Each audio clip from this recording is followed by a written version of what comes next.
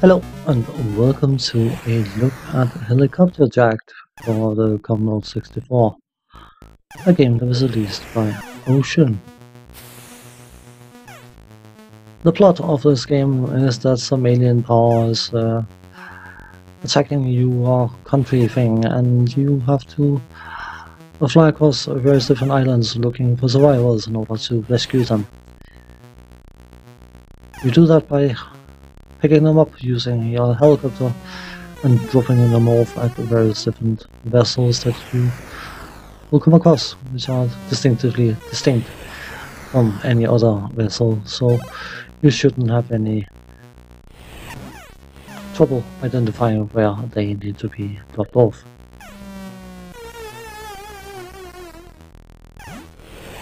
A game of this type, of course, wouldn't be exciting without something to fight, and you have various different enemies in the shape of planes and helicopters and ships, which can only be a challenge if you fly low enough to be in their path. But you also have heat-seeking missiles which will try to hit you. They can be rather annoying to shoot down because of their wobbly nature in their attempt to hit you. But thankfully, besides having a pulse laser on your helicopter that you can use to shoot stuff, you can also drop magnesium flares in order to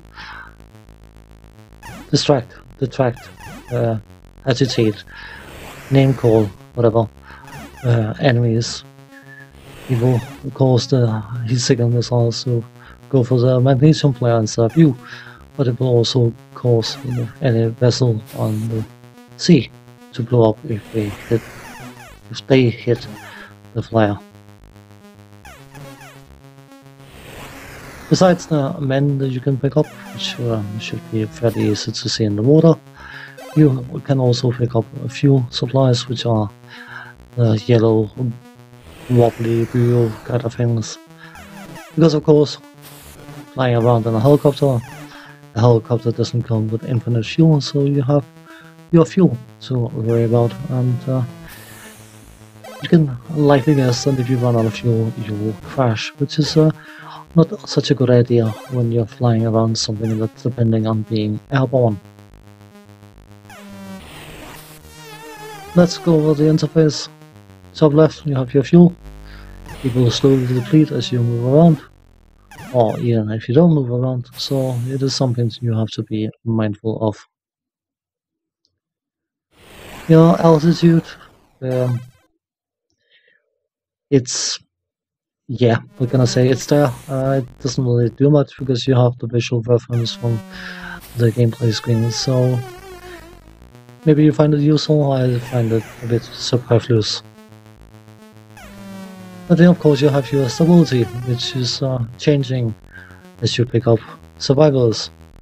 And if that stability is ever reaching the max level, which is on the left hand side of the stability meter, your helicopter becomes too heavy to fly, and you can again likely imagine that that is not such a good thing for something that's trying to stay in the air.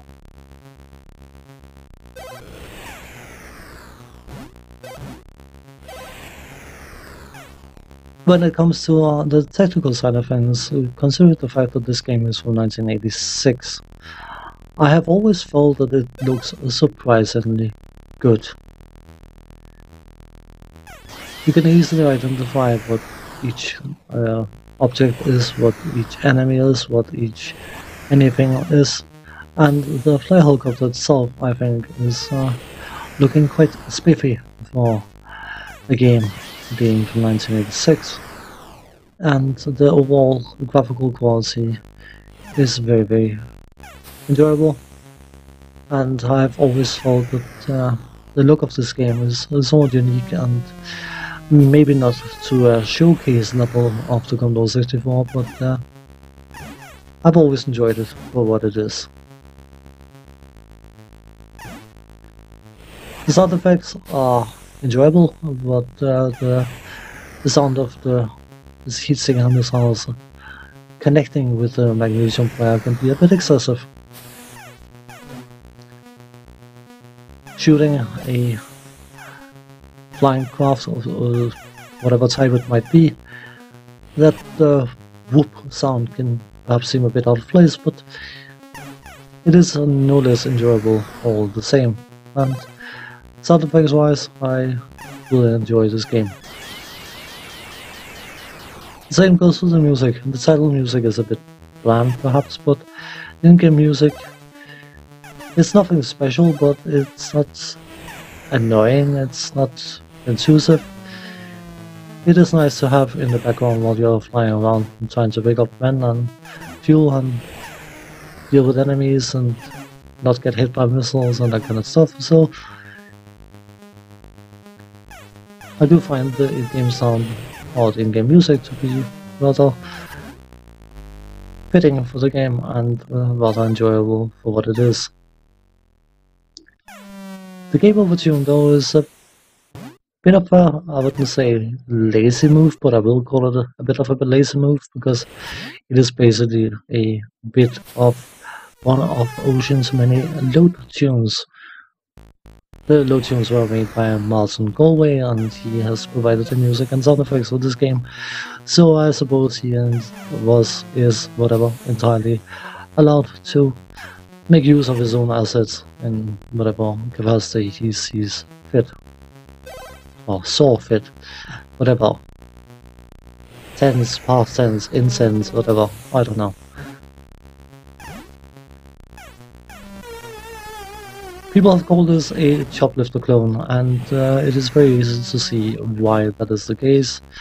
Fly around, rescue men, avoid enemies, or blow them up.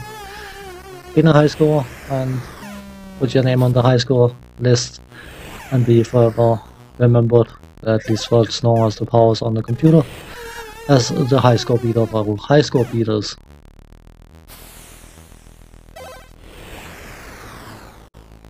Drawing a connection to Choplifter, specifically the Commodore 64 version of Choplifter from this game, I think is a bit unfair.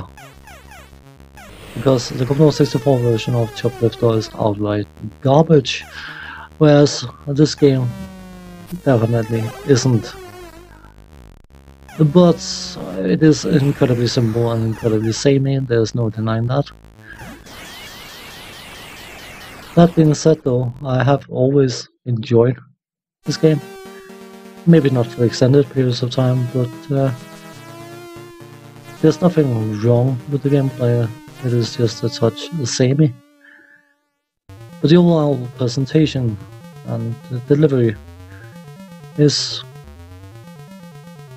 for the time, of a high quality, and there's not an awful lot more to say about this game except for the fact that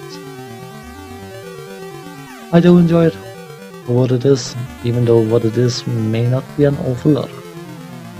On that note, thanks for watching, take care, see you next time, bye bye for now.